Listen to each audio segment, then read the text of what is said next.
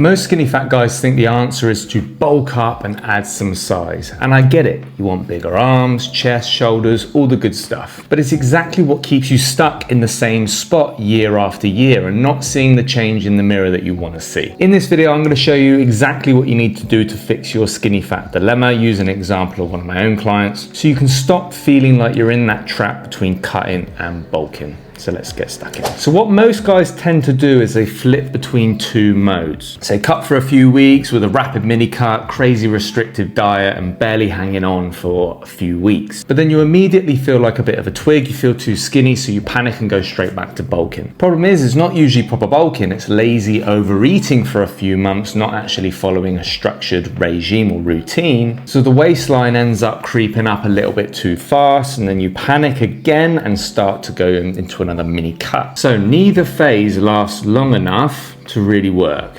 2 years later, you still got the same belly, same lack of definition, and you're still stuck and frustrated every time you see a photo of yourself or you're looking at yourself back in the mirror. That there's a skinny fat trap. And the reason why most guys stay stuck in it for a very, very long time is they're not able to commit in one single direction for long enough. This is exactly where my client Jagen was when he came to me. He was flip-flopping between cutting and bulking, never going long enough in either direction. Uncomfortable losing more weight because he already felt too small, but every time he went back to bulking, it wasn't long before he started feeling too fat again. So ultimately, he never felt lean and jacked at the same time. Classic skinny fat cycle. So this is the system that I laid out for him first so that he could understand the process. So the first phase is you always need to commit to a complete shred. Then you learn how to sustain and fuel up, and then you get to begin your first full build season. Finally, after 9 to 12 months of building up, you have a mini shred phase of just a few weeks to reveal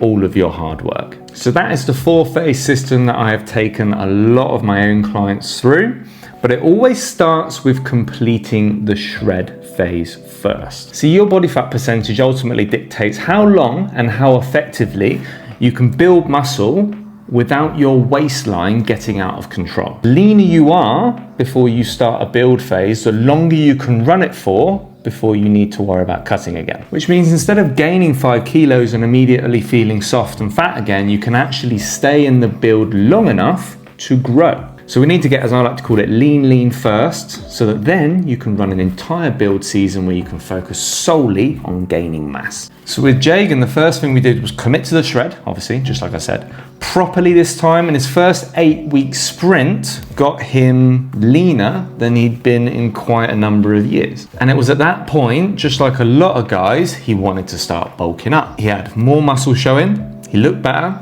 he felt better, and it was very, very tempting. And he was in a place that I like to call the confidence zone, where you really like how lean you're looking, and that extra level of definition is making you look more muscular as well. Problem is, if you go straight back to bulking from there, it will only be 1, maybe 2 months before you are back out of that zone and you'll want to quit and go back to cutting again. So we'd made that mistake before. And even though he didn't like hearing it, I said, mate, trust me, we need to do 1 more sprint, shred off another 3, 4, 5 kilos, and then we will be done. It was that decision that ultimately changed everything for him, because that extra sprint, the one that he didn't want to do, is almost always the one that makes everything after it work. So we cut down another 4 or 5 kilos and basically bought him another 6 months of reversing out and building before we would ever get up to the end of this confidence zone again. And by the time you're a solid 6 months into a build, you are already married into the process of steady weight gain. The idea of taking it another 2 or 3 kilos further is not going to be an issue. You're already comfortable